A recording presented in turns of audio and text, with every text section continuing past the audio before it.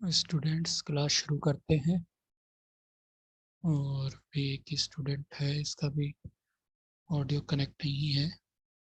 Time भी हो गया है तो क्लास शुरू कर देते हैं अपनी।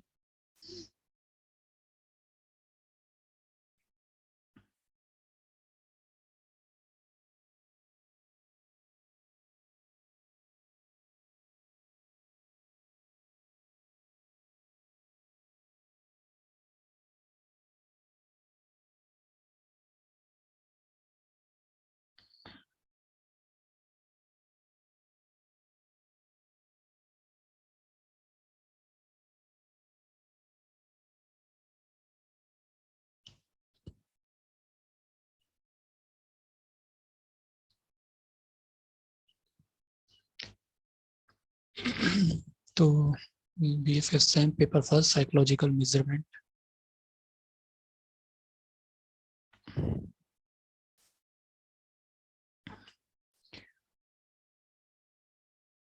तो कल हमने टेस्ट के बारे में पढ़ा था। साइकोलॉजिकल टेस्ट क्या होता है, उसका मीनिंग्स, कैरेक्टरिस्टिक्स और टाइप्स। आज हम उसके आगे नेक्स्ट टॉपिक बढ़ेंगे। तो हमारा आज का टॉपिक जिसके बारे में पढ़ेंगे वह है टेस्ट कंस्ट्रक्शन, अर्थात परीक्षण का निर्माण। हम परीक्षण का निर्माण कैसे करेंगे उसके बारे में आज हम अध्ययन करेंगे। ठीक है, तो फर्स्ट, तो टेक्स्ट कंस्ट्रक्शन के कुछ स्टेप्स होते हैं। परीक्षण निर्माण के कुछ स्टेप्स होते हैं। स्टेप्स का हम अध्ययन करेंगे। उस स्टेप के अनुसार हम आगे एक के बाद एक जो है टेस्ट का निर्माण होता है। तो first step of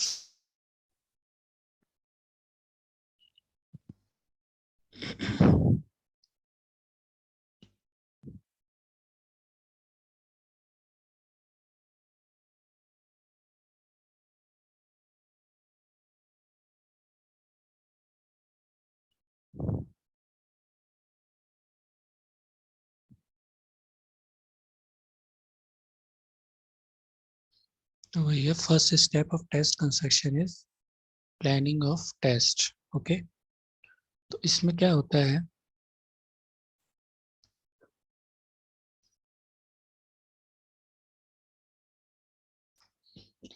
test constructor do planning. इसमें जो जो परीक्षण का निर्माण करता होता है, जो परीक्षण बना रहा होता है, वो प्लानिंग करता है।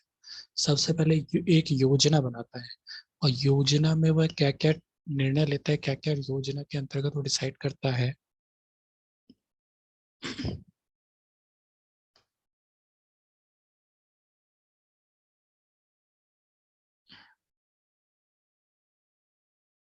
सुनीता, सुनीता आपका ऑडियो कनेक्ट हुआ है?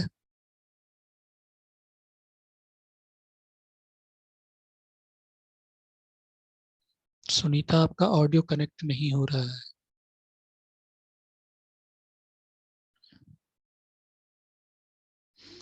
तो फर्स्ट जो इसका है, टेस्ट कंस्ट्रक्टर डू प्लानिंग। इसमें जो परीक्षण निर्माण करता होता है वो प्लानिंग करता है।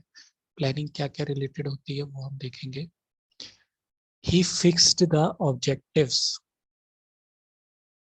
जो उद्देश्य होंगे परीक्षण के उनको वो फिक्स करता है। ओके, उद्देश्य मतलब उस टेस्ट का वो टेस्ट किसका मापन करेगा, उसके उद्देश्य फिक्स करता है। Next, he decided about numbers of item. उस आइटम में, उस टेस्ट में कितने आइटम्स होंगे, उसकी उनकी संख्या कितनी होगी, वो डिसाइड होता है। ही decided the nature of items. ठीक है, आइटम्स जो भी स्टेटमेंट या कथन है उनका नेचर कैसा हो, प्रकृति कैसी होगी। मतलब वो ऑब्जेक्टिव वाले होंगे या सब्जेक्टिव वाले होंगे, इस तरह का, किस तरह के उनकी प्रकृति क्या होगी वो डिसाइड होता है, करता है। Next, he decided the type of instructions. ठीक, he decided the types of instructions. जो भी उसमें निर्देश होंगे उनका प्रकार को डिसाइड होता है, किस तरह के निर्देश होंगे वो डिसाइड करता है, उसकी प्लानिंग होती है। नेक्स्ट है, ही डिसाइडेड द सैम्पलिंग मेथड। जो वो सैंपल जिस पे वो टेस्ट करेगा उसकी सैम्पलिंग मेथड क्या होगी, वो जो प्रयोज्य का चयन होगा वो किस मेथड से होगा, रैंडमली होगा, प्रॉबेबली मेथड से होगा, प्रायिकता होगा या अप्रायिकता होगा। ठीक है, उस मेथड का सिलेक्शन डिसाइड करता है। He decide the time limit of test, जो टेस्ट की टाइम लिमिट कितनी होगी उसके बारे में डिसाइड करेगा, उसके बारे में प्लानिंग करेगा। And he decided the statistical analysis method, उसके बाद जो उसकी स्कोरिंग के बाद जो उसमें सांख्यिकी लगेगी, सांख्यिकी उसका विश्लेषण किस मेथड से होगा ये डिसाइड होता है। तो कहने का मतलब है कि टेस्ट बनाने से पहले ही जो फर्स्ट स्टेप है वो प्लानिंग होती है।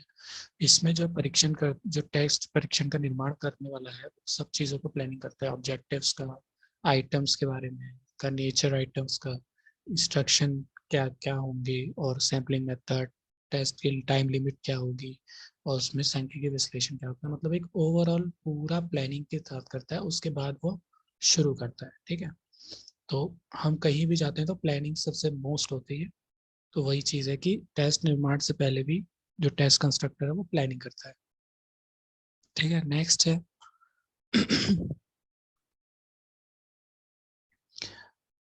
Next second step of test construction is item write. ठीक है, एकांश लेखन कहते हैं इसको हिंदी में। तो प्लानिंग के बाद फिर क्या करते हैं, फिर आइटम लिखना शुरू करता है। तो इसमें क्या क्या है, test constructor write the items. ठीक है, जो भी परीक्षण निर्माण करता होता है वो आइटम्स लिखना शुरू करता है। ठीक, सेकेंड है item depends on test constructor's imagination experience etc. जो जो एकांश होंगे वो निर्भर करते हैं किसके, जो परीक्षण का निर्माण करता है उसकी कल्पना पे निर्भर है, उसके अनुभव पे निर्भर करते हैं। मतलब जैसा वो सोचेगा, जैसा उसका अनुभव होगा, उसी आधार पे वो आइटम्स बनाता है। तो पूर्णता जो है, जो एकांश होते हैं वो परीक्षण निर्माण करता के पर निर्भर करता है। ठीक है, नेक्स्ट है items related to a particular field which has to be measured. जो भी एकांश होंगे, हमें यह ध्यान देना है कि जो भी एकांश होंगे वो एक विशेष क्षेत्र से संबंधित हो। अर्थात जैसे मान लीजिए हम कोई बुद्धि परीक्षण बना रहे हैं तो उसके एकांश जो है वो बुद्धि से संबंधित ही होने चाहिए। ये नहीं कि बुद्धि परीक्षण बना रहे हैं और फिर उसमें क्या नाम है आपका एप्टीट्यूड टेस्ट हो रहा है, तो ये नहीं। आइटम्स जो है, अगर आप इंटेलिजेंस टेस्ट बना रहे हैं तो उसका आइटम जो है वो इंटेलिजेंस से ही रिलेटेड होने चाहिए। नेक्स्ट है text constructor should know about sample. जो भी परीक्षण निर्माण करता है उसको सैंपल की नॉलेज, जिस सैंपल के लिए वो टेस्ट बना रहा है उस सैंपल की संपूर्ण नॉलेज। अब जैसे एडोलसेंस के लिए टेस्ट बना रहा है तो उसके आइटम्स जो है वो उसको पूरा जो है एडोलसेंस के बारे में पूरी नॉलेज होनी चाहिए कि एडोलसेंस की एज ग्रुप क्या होता है, और उसमें उनकी थिंकिंग क्या होती है, उनकी स्टडी लेवल क्या होता है, उनका मतलब एक जो भी सैंपल के लिए वो टेस्ट बना रहा है उस सैंपल की उसकी पूर्ण नॉलेज, संपूर्ण ज्ञान उसका चाहिए। नेक्स्ट है text constructor have a good knowledge of types of items. जो एकांश के प्रकार है उनका ज्ञान भी जो है परीक्षा निर्माणकर्ता को होना चाहिए कि एकांश लिखने के कितने प्रकार, जैसे ऑब्जेक्टिव हो या सब्जेक्टिव हो, या कितने तरीके से जो है आइटम्स जो है वो बना सकता है, तो उसका भी उसके आइटम्स के टाइप्स की नॉलेज टेस्ट कंस्ट्रक्टर को होनी चाहिए। नेक्स्ट है he has to be good in vocabulary. उसका जो शब्दकोश है वो अच्छा होना चाहिए, व्याप्त बहुत बड़ा शब्दकोश होना चाहिए, क्योंकि जब वो एकांश लिख रहा है तो अगर उसका वोकेबुलरी ठीक नहीं होगी तो कंफ्यूजिंग हो जाएंगे आइटम्स। कंफ्यूजिंग मतलब जो भी आइटम आप लिखेंगे उसका एक ही मीनिंग लिखना चाहिए, उसको कोई भी पढ़े तो उसको एक ही मीनिंग उसका समझ में आनी चाहिए। ये नहीं है कि मुझे कुछ और मीनिंग लग रहा है, उसका डबल मीनिंग स्टेटमेंट कभी नहीं होना चाहिए। और ये तभी होगा जब उसके शब्दकोश क्लियर होगी। तो he has to be good in vocabulary. Next है आइटम।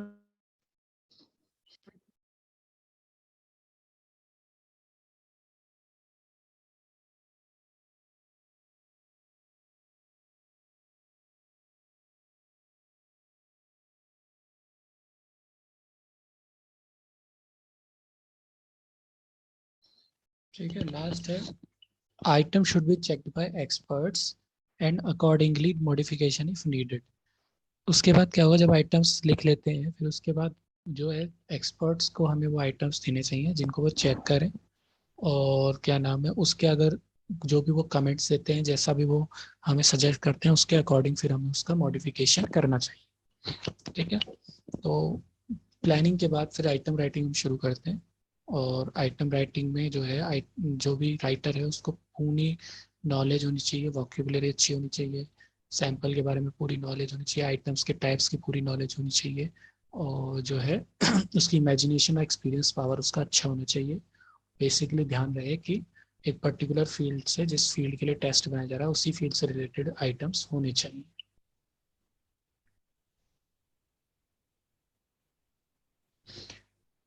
ठीक है, नेक्स्ट जो है third step of test construction is experimental try out of the test. Okay, मतलब प्रायोगिक जो है प्रायोगिक प्रयोगात्मक क्रियान्वयन।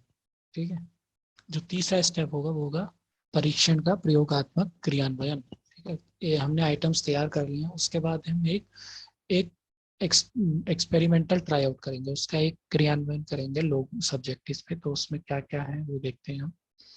ठीक है, तो वो एडमिनिस्ट्रेड ऑन सम सब्जेक्ट्स। इसमें इसमें क्या करते हैं हम, जो इसका प्रशासन, जो भी हमारे आइटम्स तैयार हो गए उनका जो है उनका एडमिनिस्ट्रेट करेंगे हम कुछ कुछ सब्जेक्ट्स पे।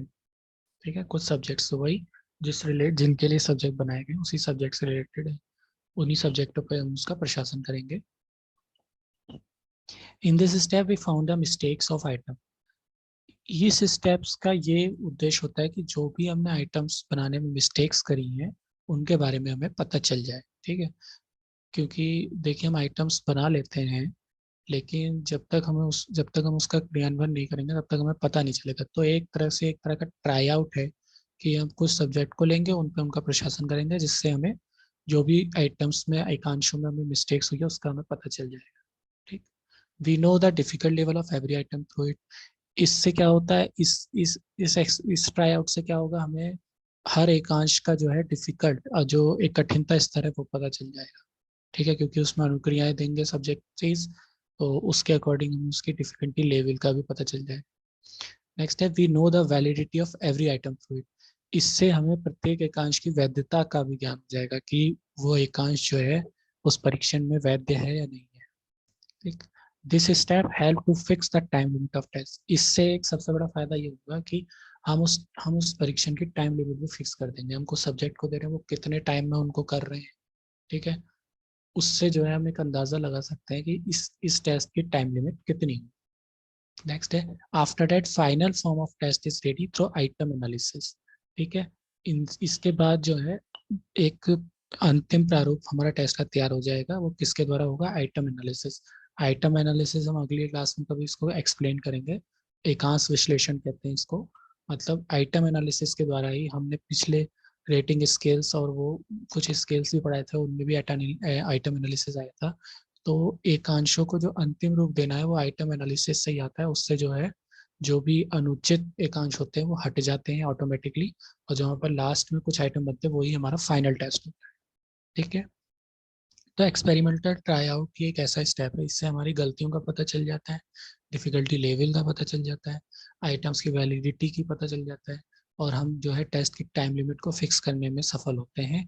और आइटम एनालिसिस के द्वारा ही लास्ट अंतिम रूप में हमें वो एकांश प्राप्त हो जाते हैं जो टेस्ट में हम रखेंगे फाइनली।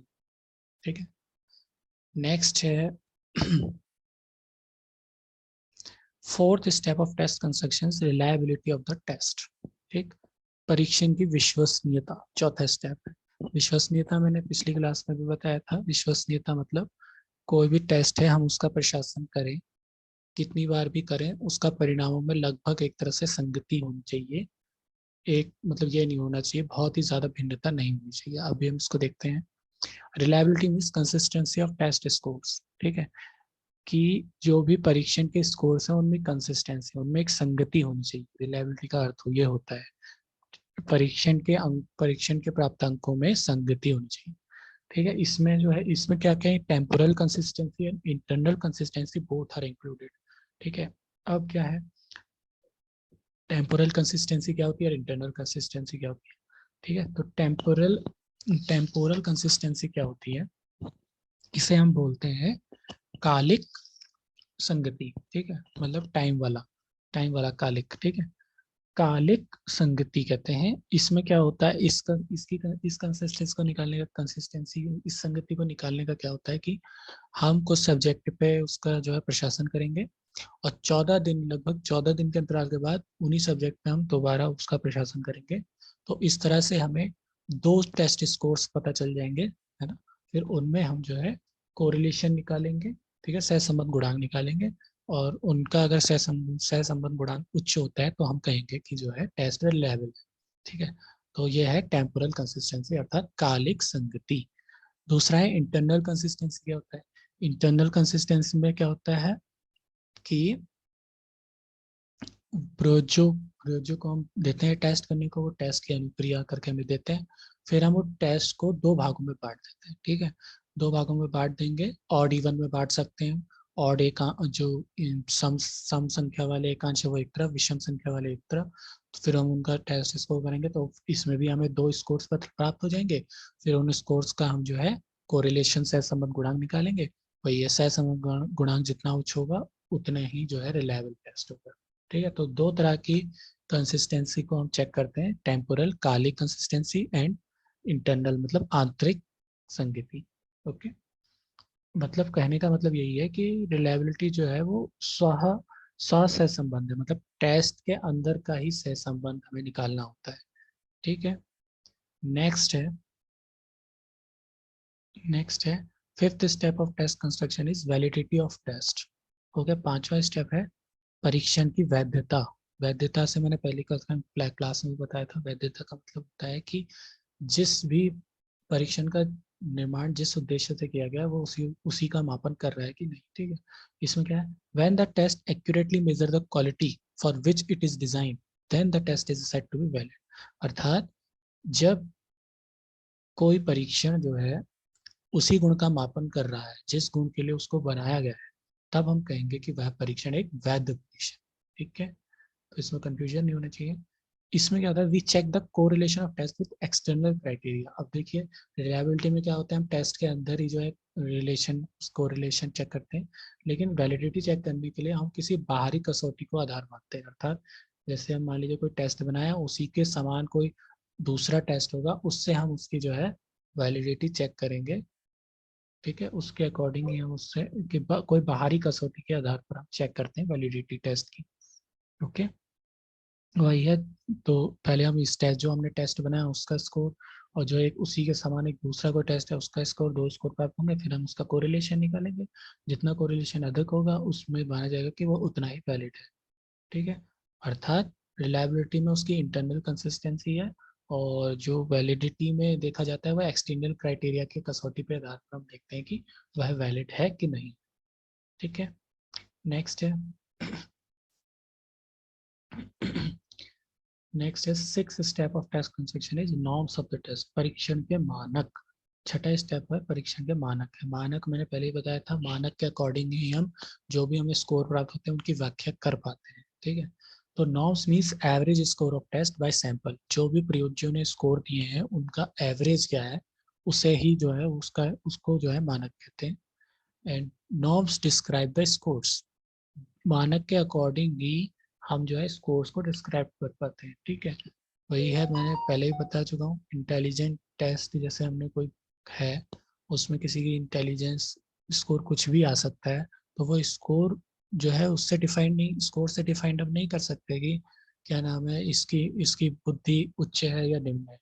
एक नॉर्म्स पर्टिकुलर बनाया होगा कि इस स्कोर पे औसत से अधिक बुद्धि है, या इस स्कोर से नीचे है तो औसत से कम बुद्धि है।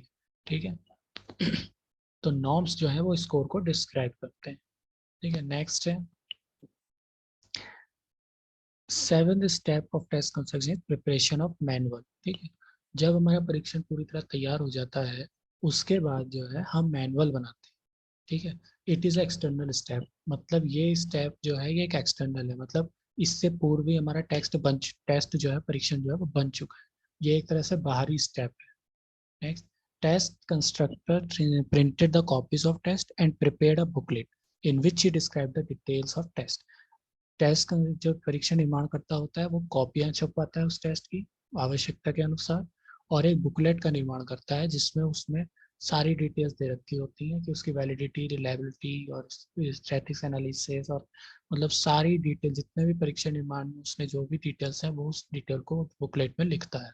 ठीक है, और यही बुकलेट को हम क्या बोलते हैं, मैनुअल बोलते हैं। ठीक है, according to this manual any researcher administrated this test. ठीक है, इस मैनुअल के अकॉर्डिंग ही, उस मैनुअल में जो जो इंस्ट्रक्शन दे रखे होंगे उसके आधार पर ही उस टेस्ट का कोई भी क्रियान्वयन या उसका प्रशासन कोई भी कर सकता है। हम जैसे भी क्वेश्चन है, कोई भी टेस्ट हम करते होंगे, आपने साइकोलॉजी में करे होंगे, तो उसका एक मैनुअल होता है।